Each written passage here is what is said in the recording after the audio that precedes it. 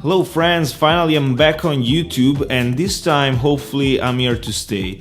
During these months when I've been away, I've been reading the comments on my page and many of you was asking me to make a tutorial about how to create a good sounding minimal or micro house drum line. So I think the time has come. Let's make this tutorial.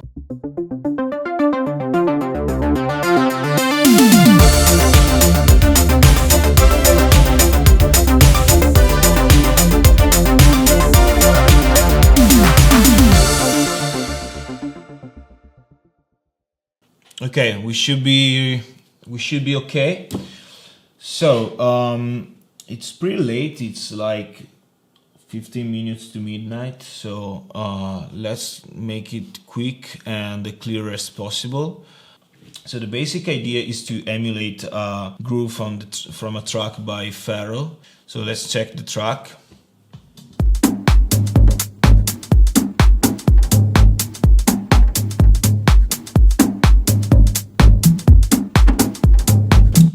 I want you to pay attention to the hi-hats because I think that the hi-hats are the instrument that gives the groove to the track and the feel of something more professional and better than a simple straight hi-hat on the upbeat. I don't want to copy the toms and the bass because this is typical of this track. I think it's important to understand how to create this groove. So let's go to Ableton. Let's start from the kick. Nope. Okay, for the kick I use a sample from a sound I sampled from my module Platz. Then we can add a clap.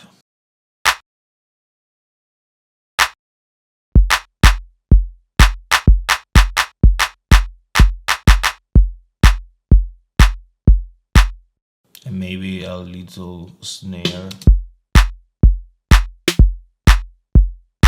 So now let's get to the hi-hats. So in my opinion, there are two main rules to obtain a nice drum pattern. The first is to choose a good sounding sample. So I choose hi-hats that are consistent one with the other. So if I have an open and a closed hi-hat, I want them to be recorded from the same instrument or the same drum machine. Let's listen again.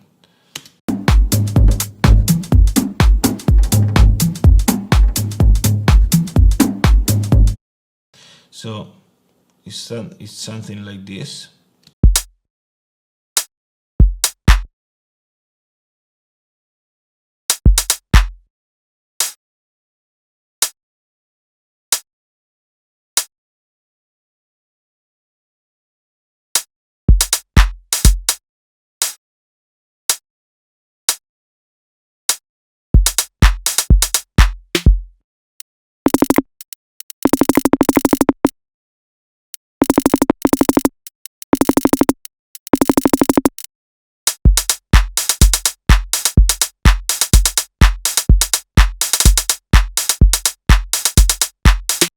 So now that I created the main hi-hat pattern, we can hear that it's still completely different from the track we heard on YouTube.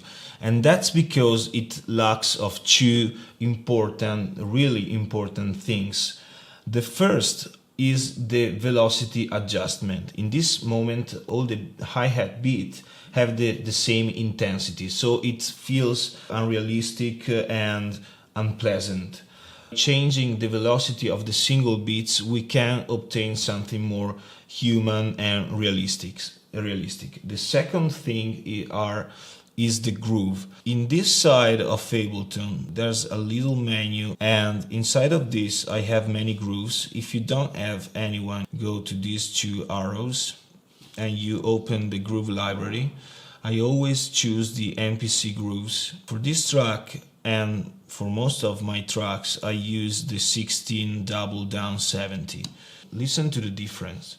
This is without groove. This is with grooves.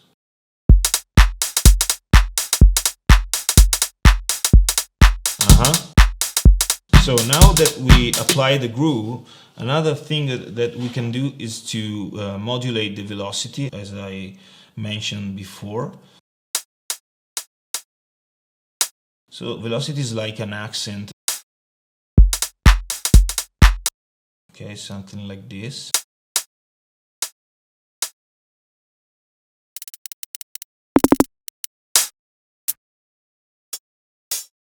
Oh shit.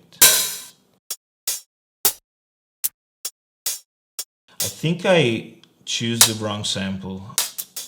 Yeah. This is the right one. Sorry, I'm sorry. I just talked about choosing the right sample and I choose the wrong. So I'm sorry. So this is the good sounding one. Okay, so now we have a full working drum loop.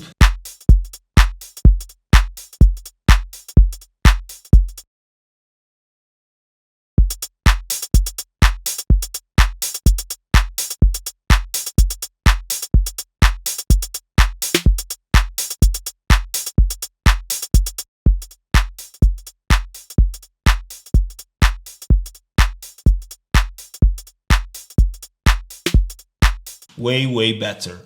Last but not least, I want to add just a little bit of more sound to the loop, so maybe with some percussions and with some layers on the track. So I found this sample in my sample library.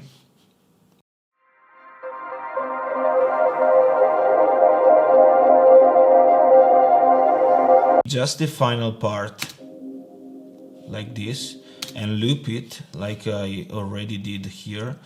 I'm sorry if I don't do anything live, but I have very few times, so I need to prepare before, otherwise it would take a lot more time. So I have this one here already.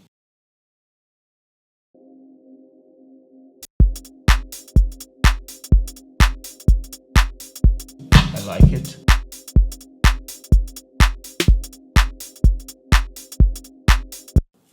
And also I found other samples that could help me to chop some percussions and strange sounds that I can use to make the track more funny. So for example, I have this. I cut this part of the sound with this sample, and I copied into my drum rack, so I have all the sounds that already here, and other loops that I found are this, for example. This is pitched down, so the original one was like this. I took it down and I chopped some of the transients just to have some other percussions like this or this, okay?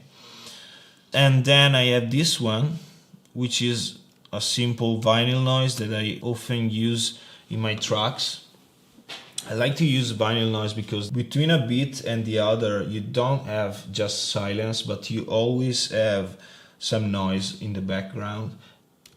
Okay, so I have my percussion here, I have my vinyl noise, my layer, and my drums. Another thing that I can do is to add this upbeat hi-hat like this.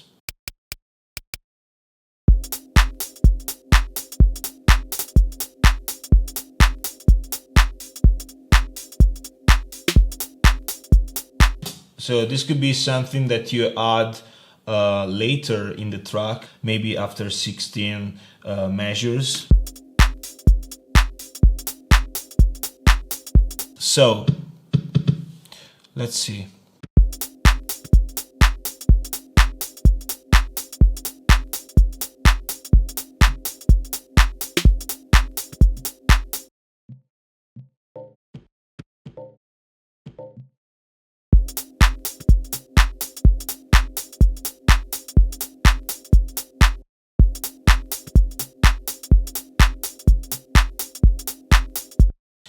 Yes, this is Pretty cool.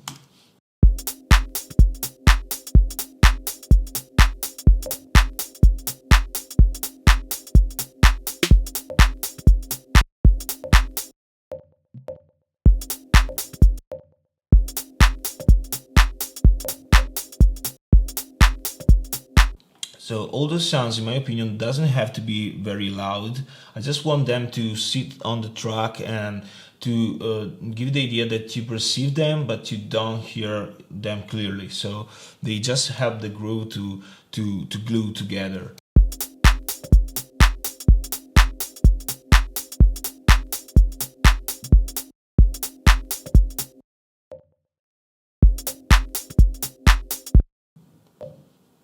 Maybe like this.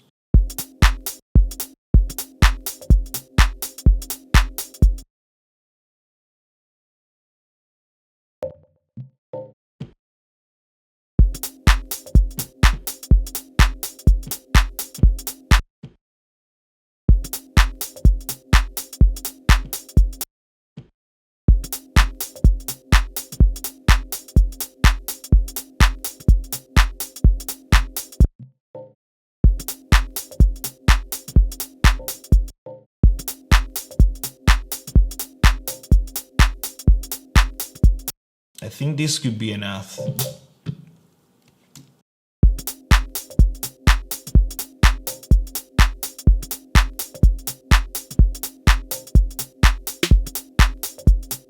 Then we can add maybe we can add another snare to the track like this.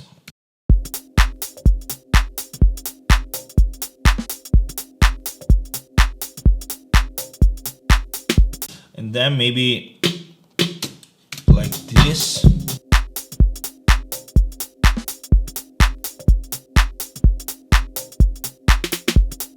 And this jumping snare, ta ta ta ta ta ta ta, it's due to the groove. So if you don't apply the groove to the track, you'll never be able to obtain, like, maybe you can stay for days, like moving the notes in the right position. It's even easier to do it live than do it on the grid.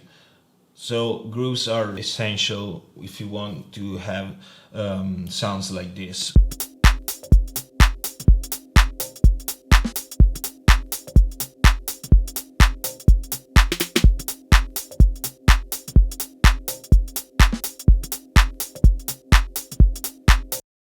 So guys, I think we're done with this drum loop. I think, in my opinion, it sounds pretty good, pretty similar to the track we heard before. So let's listen another time.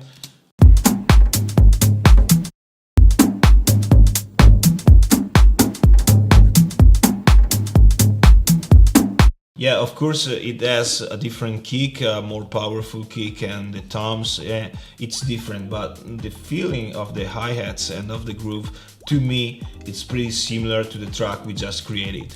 So, to end with 3 or 4 tricks that we have to keep in mind, I would say that first you have to choose your samples very carefully and choose the sounds that are more realistic or more consistent. Second, use the Ableton grooves. They're very useful. They completely change the feeling of the track, and they're so easy to use. I don't see why you don't have to use them.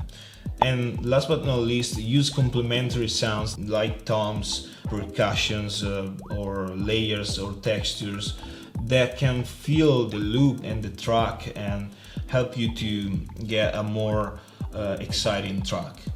So friends, I think for this session we're done. Thanks for watching, like the video and subscribe to my channel, and I'll see you in the next video. Cheers, ciao.